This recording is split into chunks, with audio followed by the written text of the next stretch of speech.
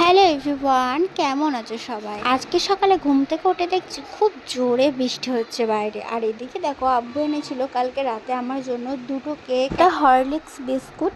সকালবেলা ঘুম থেকে উঠেই আমি খালি পেটের ওষুধটা খেয়ে নিই, তারপরে ওগুলো খাই। তারপরে আব্বু এনে দেয় গরম গরম ছেঁড়া পরোটা।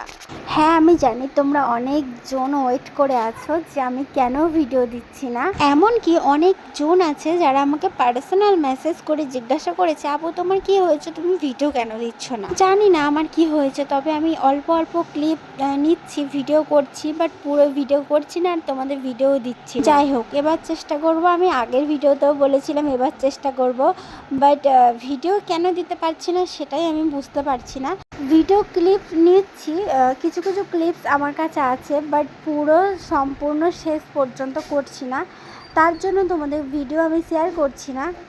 ভিডিও করতে করতে আমার সেই মুড চলে যাচ্ছে ভিডিও করার, যে মুড থাকে আমার ভিডিও করার, যে আমি ভিডিওটা করব, তোমাদের ভিডিওটা দেব, সেই মুডটাই আমার চলে গেছে।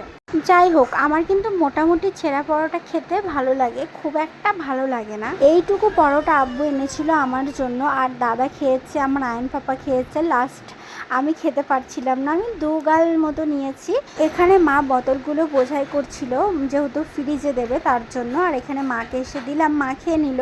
তারপর ভাবি ঘুম থেকে উঠে আমার জন্য স্পেশালি করলো চিড়ে ভাজা। চিড়েটাকে বাদাম দিয়ে ভেজেছে, বেশ আমার মুখে ভালোই লাগছিল। বাড়িতে এটা ওটা আমি সারাদিন খেয়েই যাচ্ছি। যেটা খাওয়ার দরকার কিন্তু আমি সেটা খাচ্ছি না। ভাত একদম খেতে পারছি না। যাই হোক, আমাদের আজকে 2 বার চা খাওয়া হয়ে গেল। একবার ভাবি করেছিল, একবার মা করেছিল। চলো আমি খেতে থাকি, আর তোমরা like, comment, share and subscribe করে দাও।